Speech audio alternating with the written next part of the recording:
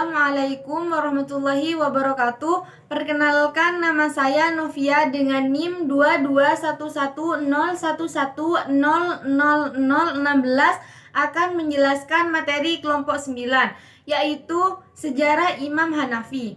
Baik, materi saya ada 3 pokok, yaitu sejarah Imam Hanafi, karakteristik Imam Hanafi, dan konsep Imam Hanafi. Poin pertama yaitu sejarah Imam Hanafi. Imam Hanafi adalah Imam Abu Hanifah yang mempunyai nama lengkap Al-Nu'aiman ibnu Sabit ibnu Zuhdi, dan ayahnya adalah keturunan Persia Afghanistan, sehingga Abu Hanifah bukanlah keturunan bangsa Arab. Imam Abu Hanifah lahir di Kufah, kota besar di Irak pada 80 Hijriah 699 Masehi, di masa pemerintahan Al-Khalid bin Walid. Beliau menghabiskan waktunya di sana sejak masih kecil sampai hingga dewasa. Sejak masih kanak-kanak, beliau telah menghafal Al-Quran dan memperdalam pengetahuannya tentang Al-Quran.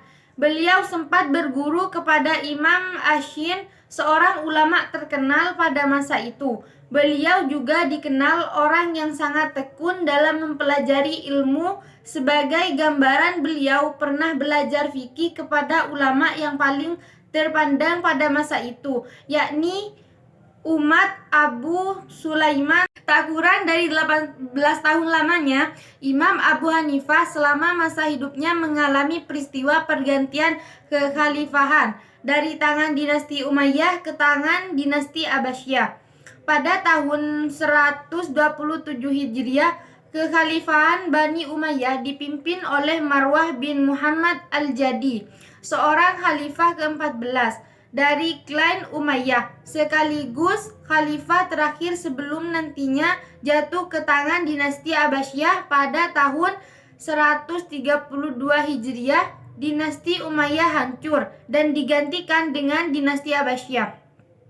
Khalifah pertama yang memimpin adalah Abul Abbas Asy-Syaffah. Selanjutnya ketika tahun 136 Hijriah, Abul Abbas Asy-Syaffah meninggal dan jabatannya itu dipegang oleh saudaranya sendiri, yaitu Abu Ja'far Al-Mansur. Imam Abu Hanifah wafat pada tahun 150 Hijriah 767 Masehi pada usia 70 tahun, dan sepeninggalan beliau, ajaran dari ilmunya tetap tersebar melalui murid-muridnya yang cukup banyak. Karya-karya Imam Abu Hanifah yang terkenal yaitu Usul Al-Fiqih. Ulama Hanafiyah juga membangun kaidah-kaidah fikih yang kemudian disusun dalam kitab tersendiri, di antaranya kitab Qawaid Al-Fiqih aliran Hanafi adalah Usul Al-Karki, karya Al-Karki, Ta'sis Al-Nazar karya Abu Zaid Al-Dubusi, dan lain-lain. Poin yang kedua yaitu karakteristik Imam Abu Hanifah. Imam Abu Hanifah mempunyai kebijaksanaan tersendiri. Beliau mempunyai pertimbangan yang sangat rasional, sangat manusiawi dalam menetapkan hukum. Beliau juga pernah berkata, "Aku mengambil hukum berdasarkan Al-Quran. Apabila tidak saya jumpai dalam Al-Quran, maka aku gunakan As-Sunnah, dan jika tidak ada dalam keduanya, Al-Quran dan As-Sunnah, maka aku dasarkan pada pendapat para sahabat, dan aku tinggalkan apa saja yang tidak aku sukai dan tetap berpegang kepada pendapat satu saja." Adapun karakteristik Imam Abu Hanifah yang patut kita teladani, yang pertama yaitu menjaga hak-hak fakir miskin. Yang kedua, kemudahan dalam beribadah dan dalam pekerjaan sehari-hari.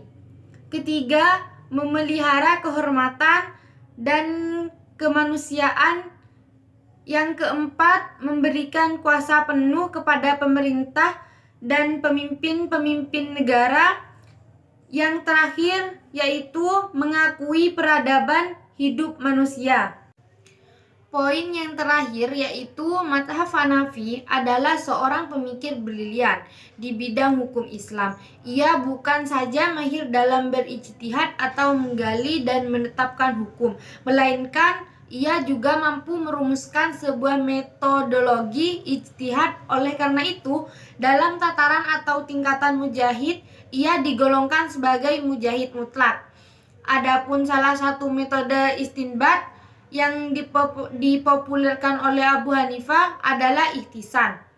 Hukum madhab Hanafi diambil oleh beberapa sumber, diantaranya yaitu sumber usul fiqh dan dalil-dalil fikih, Alkitab, Al-Haswalam tafsir khas dan tafsir am, sifat dan istisna, bayan Al-Quran, as-sunnah, fatwa sahabi, al-ijma, qiyas, ihtisan, dan uruf.